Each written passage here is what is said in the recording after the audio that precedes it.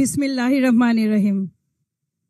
রাষ্ট্র কাঠামো মেরামতের 31 দফা জনসম্পৃক্তি আয়োজনে সাতক্ষীরা জেলার প্রশিক্ষণ কর্মশালার সম্মানিত সভাপতি, মঞ্চে উপবিষ্ট সম্মানিত নেতৃবৃন্দ এবং কর্মশালায় উপস্থিত জেলা এবং উপজেলার শীর্ষ কেন্দ্রীয় নেতৃবৃন্দ, আসসালামু আলাইকুম।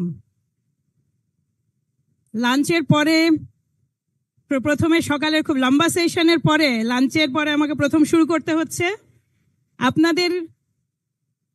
আপনারা আজকে যারা উপস্থিত আছেন তারা মনোযোগ দিয়ে আমাদের কথা শুনছেন, সেই জন্য আমরা কৃতজ্ঞ। আসলে আমরা আপনাদের কাছে এসেছি সুনির্দিষ্ট কিছু তথ্য সরবরাহের জন্য। বিএনপির নীতি, বিএনপির আগামী, বিএনপির ভাবনা এবং আগামী নির্বাচনে আমরা কিভাবে আমাদের ভোটারদের কাছ পর্যন্ত পৌঁছাবো, এইটাই কিন্তু রাষ্ট্র কাঠামো মেরামতের 31 দফার মূল কথা। কাজেই আমি অনুরোধ করব আপনারা যারা উপস্থিত আছেন তথ্যগুলোর দিকে একটু মনোযোগ দেন।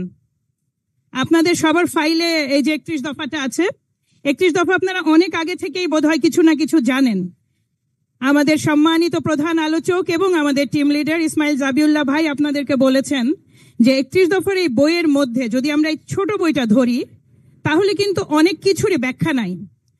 উনি কিন্তু একটা কথা আপনাদের সাথে বলেছেন, সেটা হচ্ছে between the lines and between the words. এখন between the lines and between the words কিছু বুঝতে হলে আসলে আরো বোধহয় 2-1টা পাঠ্যপুস্তকের সহায়তা দরকার। আর আমাদের ক্ষেত্রে সেই পাঠ্যপুস্তকটা হচ্ছে ভিশন 2030, রূপকল্প 2030। এটাও আপনাদের সবারই পাওয়ার কথা, যদি না পেয়ে থাকেন দয়া করে সংগ্রহ করবেন। এইখানে যেই 4টা ভাগের কথা মোশাররফ ভাই মোটা দাগে বলেছেন, সেই 4টা দাগের মধ্যে আমাকে দায়িত্ব দেওয়া হয়েছে সামাজিক নিরাপত্তা বিষয় নিয়ে কথা বলা। সামাজিক নিরাপত্তা কোনটা? সামাজিক নিরাপত্তা নিয়ে একজন বিখ্যাত মনীষীর কথা আছে, সেটা হলো সামাজিক নিরাপত্তা হচ্ছে সেইটা যেটা রাষ্ট্র ব্যবস্থা প্রণয়ন করে, সেটা হচ্ছে আপনার একটা ইনকামের ব্যবস্থা করে দিবে, মানে কাজ। আর সেটা যতদিন করে দিতে পারবে না ততদিন কোনো না কোনো আয় আপনাকে দিবে। তার মানে আপনি যখন বেকার তখনও আপনার কোনো না কোনো ভাতা থাকতে হবে, সেটাই সামাজিক নিরাপত্তা ব্যবস্থা।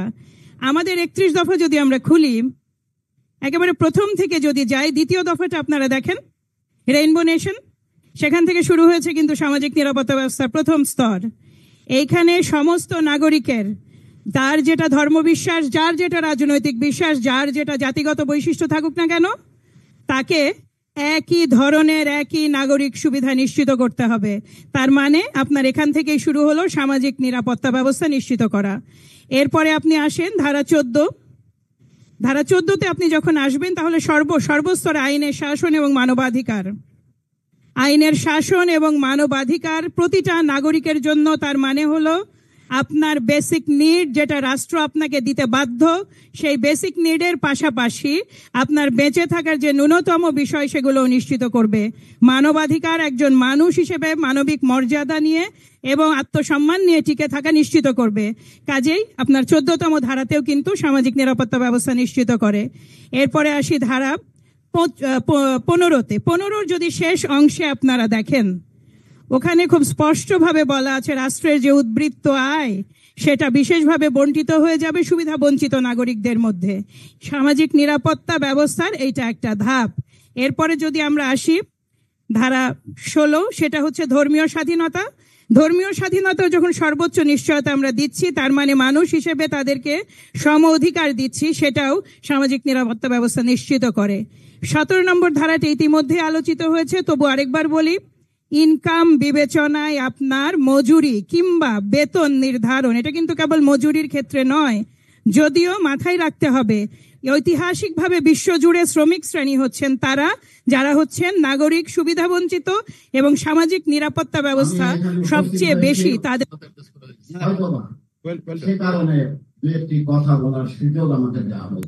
সামাজিক নিরাপত্তা ব্যবস্থার বাইরে আছে। আর বিগত সরকারের 17-18 বছর আমরা আর কিছু না শুনি, আমরা প্রচুর উন্নয়নের গল্প শুনেছি। তারা দারিদ্র্য দূরীকরণ করেছেন বলে দাবি জানিয়েছেন, কিন্তু রিয়ালিটি হচ্ছে এই 3 কোটি মানুষের 20 ভাগ মানুষকেও তারা ন্যূনতম সামাজিক নিরাপত্তা দিতে ব্যর্থ হয়েছেন। এরপরে আরেকটা জিনিস আছে আপনার 17 নম্বর ধারায়, আপনারা বিশেষভাবে খেয়াল করুন, শিশু শ্রম বন্ধের সুনির্দিষ্ট এখানে অঙ্গীকার ব্যক্ত করা হয়েছে। শিশু শ্রম বন্ধ করা এবং শিশুদের শিক্ষাক্ষেত্রে ফিরিয়ে আনা, এটা বিএনপির একটা অঙ্গীকার। এরপরে আমরা যদি আসি 18 নম্বর ধারায়, নতুন কলকারখানা প্রতিষ্ঠা, শিল্প বিদ্যুৎ জ্বালানি খাত আধুনিকায়ন এবং যেগুলো বন্ধ হয়ে গেছে বন্ধ হয়ে যায় কলকারখানা পুনঃপ্রতিষ্ঠা। এর অর্থ হচ্ছে অসংখ্য চাকরির সুযোগ তৈরি হওয়া, আর চাকরির সুযোগ মানেই আপনার দারিদ্র্য বেকারত্ব দূর করার একটা প্রধান উপায়। চলে আসি 22 নম্বর ধারায়, মুক্তিযোদ্ধা মুক্তিযোদ্ধা মুক্তিযোদ্ধা 17 বছরের স্লোগান, যে স্লোগানের মূল উদ্দেশ্য ছিল দেশকে লুটে পুটে খাওয়া। এই 22 নম্বর ধারায় সেই সব পরিবার নিয়ে বলা হয়েছে যে এই অসংখ্য মুক্তিযোদ্ধা যারা শহীদ হয়েছেন, যাদের পরিবারের নামের তালিকা পর্যন্ত এখন পর্যন্ত সরকারের কাছে নাই, সেই পরিবার যারা অনেকেই দারিদ্র্য সীমার নিচে আছেন কিংবা যুদ্ধ করছেন বেঁচে থাকার জন্য, তাদের জন্য এই বিশেষভাবে 22 নম্বর দফাটা প্রণীত হয়েছে।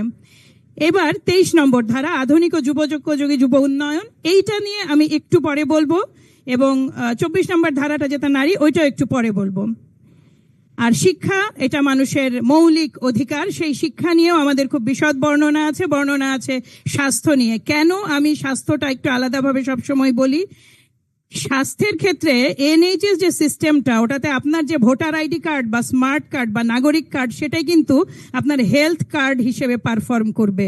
আর নবজাতকদের ক্ষেত্রে আপনার জন্ম সনদ, এই যে আপনি যদি গোটা দেশকে এইটার আওতায় আনতে পারেন, কাজটা সময় সাপেক্ষ, কিন্তু নিশ্চিতভাবে বলা যায় যে যারা সুবিধা বঞ্চিত শ্রেণীর মানুষ, তাদের জন্য এটা একটা বিশাল আশীর্বাদ হয়ে আসবে। এবার আসেন 27 দফায়, এটাও আর একটু পরে বলি। এবং যোগাযোগ ব্যবস্থা মোটের ওপরে বলা আছে 28 নম্বর দফায়। 28 নম্বর দফায় যেটা বলা আছে, যোগাযোগ ব্যবস্থা উন্নত হওয়া মানে কি, মানে ব্যবসা বাণিজ্যের প্রসার, মানে শিক্ষার প্রয়োজনে বা অন্য প্রয়োজনে, উপার্জনের প্রয়োজনে মানুষের এক জায়গা থেকে আরেক জায়গায় যাওয়াটা সহজ হওয়া, এবং এটা এক অর্থে মানুষের ওভারঅল দারিদ্র্য এবং বেকারত্বের সংখ্যা কমিয়ে আনা। এরপরে আছে ক্লাইমেট চেঞ্জ, সেটা আর একটু পরে বলি। এবং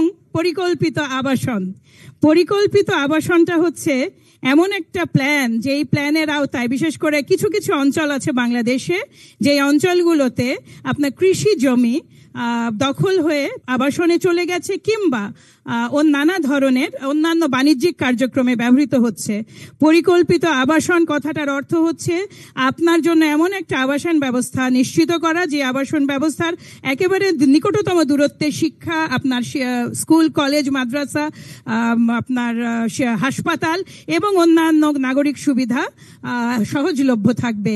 এর বাইরে আছে আপনার যতখানি সম্ভব কৃষি জমি সংরক্ষণ করা এবং আপনার যেই ইন্ডাস্ট্রিয়ালাইজেশনের জন্য যেটুকু ল্যান্ড দরকার সেটাকে আলাদা করে দেয়া।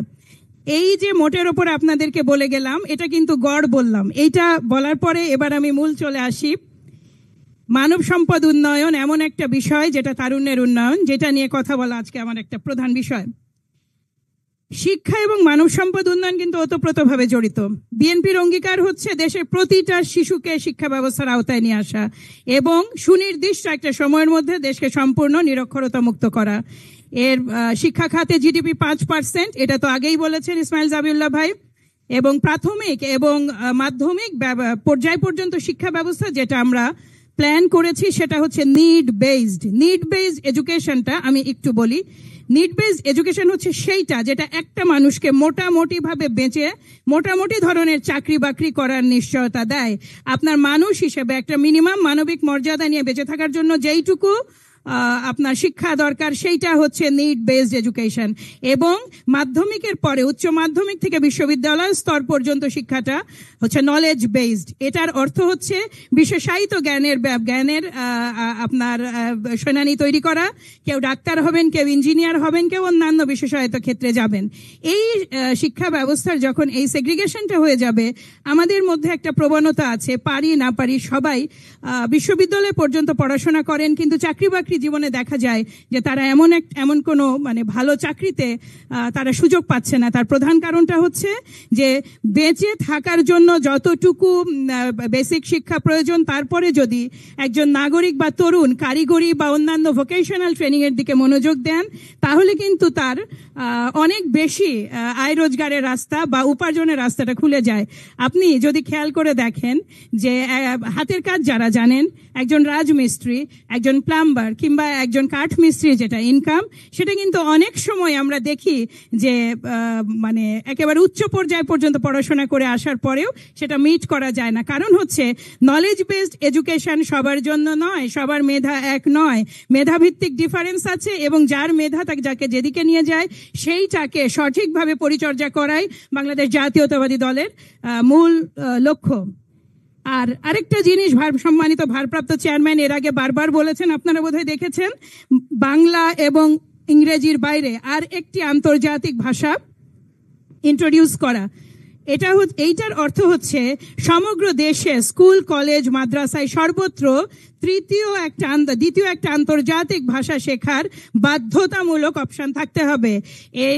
এই যে ভাষাগুলো, এই ক্ষেত্রে আপনি একটা জিনিস ঠান্ডা মাথায় ভেবে দেখেন, সমগ্র দেশে যখন স্কুল, কলেজ, বিশ্ববিদ্যালয়গুলোতে তৃতীয় একটা ভাষার জন্য আমরা শিক্ষক নিয়োগ করব, আসলে আমরা কতগুলো কর্মসংস্থান সৃষ্টি করছি। এবং তৃতীয় ভাষাটা যখন আমাদের সন্তানরা জানবে, সারা বিশ্ব তাদের জন্য খুলে যাবে কাজ করার জন্য।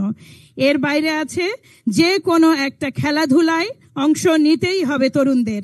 এর আরেকটি কারণ হচ্ছে যে এখনকার সময় আমরা খুব মানে ভীতির সাথে লক্ষ্য করছি ভার্চুয়াল ওয়ার্ল্ডের ব্যাপক প্রসারে খেলাধুলা এবং অন্যান্য যে আপনার শারীরিক কসরতের বিষয়গুলো আমাদের ছেলে মেয়েদের মধ্যে অনেক কমে এসেছে।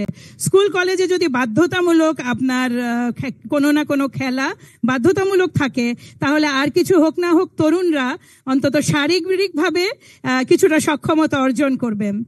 এবং যে কোনো একটি সাংস্কৃতিক গুণ, সেটা যেটাই হোক, কবিতা আবৃত্তি হতে পারে, এটা গান হতে পারে, একটা মিউজিক হতে পারে। এর বাইরে আছে স্নাতক পর্যন্ত সকল শিক্ষা ফ্রি, এবং ভোকেশনাল আর টেকনিক্যাল যেই বিষয়গুলো নিয়ে আমরা আলোচনা করছি তার অন্যতম প্রধান হচ্ছে আউটসোর্সিং। আপনারা জানেন শহীদ প্রেসিডেন্ট জিয়াউর রহমান বাংলাদেশে প্রথম রেডিমেড গার্মেন্ট সেক্টর উনি ইন্ট্রোডিউস করেছিলেন। এখনো পর্যন্ত বাংলাদেশের মোট আয়ের 76% আসে প্রত্যক্ষ এবং পরোক্ষভাবে রেডিমেড গার্মেন্ট সেক্টর থেকে। কিন্তু আরেকটি সেক্টর আছে যেই সেক্টরটা এখন বিশ্বব্যাপী বুমিং, সেটা হচ্ছে আউটসোর্সিং। এইটার জন্য আপনি আপনার ঘরে বসে একটা ভালো ইন্টারনেট কানেকশন, একটা যথাযথ ট্রেনিং, এটা যদি আপনার থাকে তাহলে যে কেউ এটাতে অংশ নিতে পারেন। আপনাদের জানাচ্ছি কয়েক হাজার ট্রিলিয়নের মার্কেট ইতিমধ্যে বিশ্বব্যাপী আছে এই আউটসোর্সিং নিয়ে, এবং এই আউটসোর্সিং এ বাংলাদেশি মানে অপারেটর বা বাংলাদেশি পারফর্মারদের মানে পার্টিসিপেশন হচ্ছে শতকরা 27%। শতকরা 27% তরুণরা আমাদের প্রত্যন্ত অঞ্চলে সারা দেশ জুড়ে কাজ করছে, এবং তারা কিন্তু প্রত্যেকেই লাখ টাকার উপরে ইনকাম করছে। এইটার জন্য দরকার সুনির্দিষ্ট ট্রেনিং। এই ট্রেনিংটা বিএনপি সুনিশ্চিত করবে। এই ট্রেনিং এর বাইরে আরো একটা জিনিস প্রয়োজন আছে। এই যে আউটসোর্সিংটা নিয়ে আমরা কথা বলছি, এই আউটসোর্সিং এর পেমেন্টের, ইন্টারন্যাশনাল পেমেন্ট যেহেতু, এগুলো আসার সুনির্দিষ্ট কিছু মাধ্যম আছে। তার মধ্যে অন্যতম প্রধান মাধ্যম হচ্ছে পেপ্যাল। এই সরকার যত কথাই বলুক না কেন, তারা পেপ্যাল আজ পর্যন্ত ইন্ট্রোডিউস করতে পারেননি। আমাদের সম্মানিত ভারপ্রাপ্ত চেয়ারম্যান ইতিমধ্যেই ঘোষণা দিয়েছেন, রাষ্ট্রীয় ক্ষমতার দায়িত্ব যদি বিএনপি পায় তাহলে তারা বাংলাদেশে পেপ্যাল ইন্ট্রোডিউস করবে। বাংলাদেশে এই যে ট্রেনিংগুলো আউটসোর্সিং এর জন্য আমাদের তরুণদের প্রশিক্ষিত করবে, তাদেরকে এই ট্রেনিংগুলো আমরা বাধ্যতামূলক করব এবং ছড়িয়ে দিব দেশ জুড়ে। আমাদের মোট জনসংখ্যার এখন অলমোস্ট 29% হচ্ছে তরুণ, এবং তাদের বয়স 29 বছরের নিচে। ফলে এই বিষয়গুলো মূলত তাদের জন্য। আচ্ছা, এছাড়াও বিশেষভাবে সক্ষম একটা জনগোষ্ঠী আছে আমাদের মধ্যে।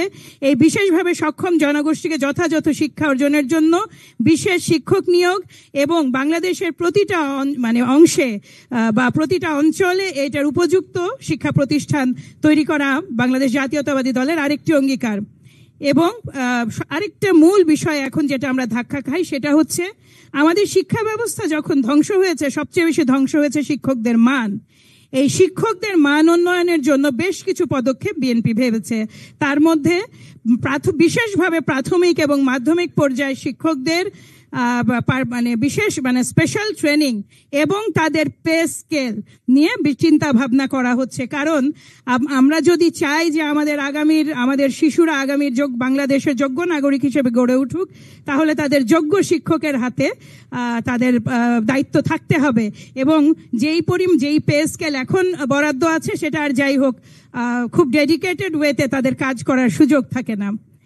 এছাড়াও মাদ্রাসা শিক্ষা ব্যবস্থার প্রতিও বিশেষ নজর দিয়েছে বাংলাদেশ জাতীয়তাবাদী দল। এই শিক্ষাকে আধুনিক এবং যুগোপযোগী করা আমাদের আরেকটি দায়িত্ব, এবং সকল শিক্ষা প্রতিষ্ঠানে ছাত্র সংসদ নির্বাচন নিশ্চিত করা। এখানে আরেকটা জিনিস মাথায় রাখতে হবে যে ছোট আমরা যখন বলি যে যুব উন্নয়নে ফেরত আসি, এবার আমরা 23 নম্বর ধারায়, আপনারা অনুগ্রহ করে এই বইটা খুলুন, এইটার 23 নম্বর ধারায় আমরা ফেরত আসি। এখানে যুব উন্নয়ন নিয়ে বিশেষভাবে বলা হয়েছে। এখানে একটা চুম্বক অংশ আছে, যেই একটা চুম্বক অংশ যদি আপনারা ভোটারদের কাছ পর্যন্ত নিতে পারেন, সেটা আপনাদেরকে অন্তত নিশ্চিতভাবে আমাদের তরুণ ভোট নিশ্চিত করবে। সেটা হচ্ছে 1 বছর পর্যন্ত কর্মসংস্থান আগে, অথবা আপনার মানে বেকারত্ব 1 বছর, যেটা আগে হবে সেই ভিত্তিতে বেকার ভাতা প্রদান করা হবে। এটা নিয়ে অনেকেই প্রশ্ন তুলতে পারে আপনাদের কাছে যে বেকার তো প্রচুর এবং যুবকও তো প্রচুর, এই যুবকদের আপনারা কিভাবে এই রকম একটা অঙ্গীকার দিতে পারেন?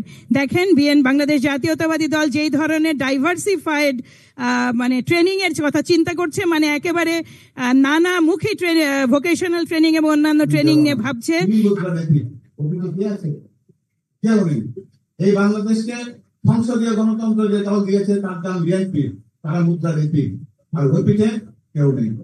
এই বিএনপি, এই বেগম খালেদা জিয়া বাংলাদেশের একটি নির্বাচনকে জনমুখী করবার জন্য তত্ত্বাবধায়ক সরকারের ব্যবস্থা দিয়েছিলেন। আর হলো মুদ্রারোপী। সুতরাং যারা মুদ্রার এপিকটি খোঁজে তাদেরকে দয়া করে আয়নায় মুখ দেখতে বলবেন। যাদেরকে প্রশ্ন করলে তারা বিব্রত হয়, মহিউদ্দিন খালেদ জামাত ইসলামের আমিরকে জিজ্ঞেস করেছিল 71 সালে আপনাদের ভূমিকার জন্য আপনি কি অনুভব করেন যে আপনার অনুতপ্ত কিংবা আপনার লজ্জাবোধ করা উচিত? কি বলেছেন? এই প্রশ্নের উত্তর আমি এখন দিচ্ছি। আরে বাবু, উত্তর থাকতে হবে তো। এই উত্তর ইহকালে কেন, তুমি ওর মৃত্যুকালেও দিতে পারবেন না। কারণ একটি পতিত দল যারা বাংলাদেশ কেন এই উপমহাদেশের সমস্ত রাজনৈতিক ক্রান্তি লগ্নে কোনোদিনই সঠিক সিদ্ধান্ত নেয়নি। তারা পাকিস্তান আন্দোলন বিরোধিতা করেছে, তারা বাংলাদেশের স্বাধীনতার বিরোধিতা করেছে, তারা গণতন্ত্রের বিরোধিতা করেছে, তারা বাংলাদেশের নেতৃত্বকে যখন আপসীনতার পর্যায়ে নিয়ে এরশাদের স্বৈরশাসনকে অবসানের সুবর্ণ সুযোগ তৈরি করেছিল, সেখানেও তাদের অবস্থান নেই। সুতরাং তাদের সাথে আমাদের প্রদান করবার কোনো প্রয়োজন। অনেকে বলেন যে তারা অনেকটি তারা দেশটাকে করতে চেয়েছেন, আমাদের সেনাবাহিনী এবং তাদের রাজনৈতিক দল নাকি দেশ কর্মী। খুব ভালো কথা, তারা মুক্তিযুদ্ধে অংশগ্রহণ করেছিল, তো করেনি? আপনার কি বলেন? ওই দল কি মুক্তিযুদ্ধে অংশগ্রহণ করেনি? করেছে তো। আর রাজার কাছে মুক্তিযুদ্ধ করে নাই, করেছে তো। প্রতিপক্ষ ছিল, পরাজিত শক্তি। তাদের মুক্তিযুদ্ধে পরাজয়ের কালিমা রয়েছে, আর আমাদের মুক্তিযুদ্ধে গৌরব রয়েছে জয়ের, বিজয়ের, স্বাধীনতার, মুক্তির এবং বিজয় দিবস। সুতরাং আমরা এমন একটি প্রেক্ষাপট নিয়ে জনগণের কাছে যাব যেখানে আমাদের হারাবার কিছু নেই। গৌরবদীপ্ত একটি উজ্জ্বল ইতিহাসের ধারক আমরা। সেই ঐতিহাসিক ঐতিহ্যের আসতে বাবা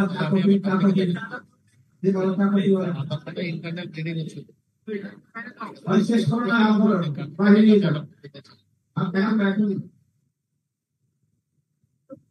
বিশেষ ব্যবস্থা। ভাইরা, আপনাদের মনোযোগ আকর্ষণ করছি, একটু কাইন্ডলি যদি শোনেন, বলাটা সহজ হয়, আপনাদের জন্য সহজ হয়। এইবার আসি রাজনীতি। আপনারা যারা বসে আছেন একটু কান খাড়া করেন।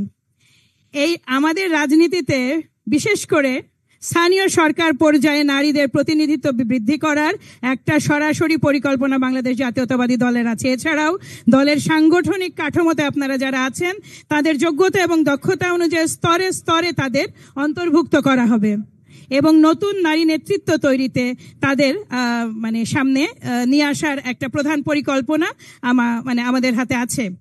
এইসবের বাইরে আমি মোটের ওপরে আরেকবার বলে দেই আপনাদের, ফ্যামিলি কার্ড যেটা নারীর কার্ড, কৃষির জন্য বলা আছে কৃষক কার্ড, এছাড়া পেনশন ফান্ড আছে প্রবীণদের জন্য, বেকার ভাতা আছে যুবকদের জন্য, অতি দারিদ্রদের জন্য দেয়া আছে সরকারি রেশন, বিশেষ সক্ষমতা জনগোষ্ঠীর জন্য আছে বিশেষ প্রণোদনা এবং অসহায় নারীদের জন্য আছে বিশেষ ভাতা। এছাড়াও আরেকটা প্রোগ্রামিং আছে আমাদের, যেটা আপনারা যখন অতি দারিদ্র পীড়িত এরিয়ায় যাবেন তাদের জন্য, যে জায়গাগুলো একেবারেই সুবিধা বঞ্চিত এলাকা, সেই এলাকাগুলোর ম্যাপিং করা হবে এবং সেই অনুযায়ী সেই জনগোষ্ঠীকে 3 ধরনের পরিকল্পনা দেওয়া হবে, স্বল্পমেয়াদী, মধ্যমেয়াদী এবং দীর্ঘমেয়াদী, যেখানে আমরা আশা করব তাদেরকে শিক্ষা, বাসস্থান এবং অন্যান্য সুবিধা পর্যায়ক্রমে নিশ্চিত করা যাবে।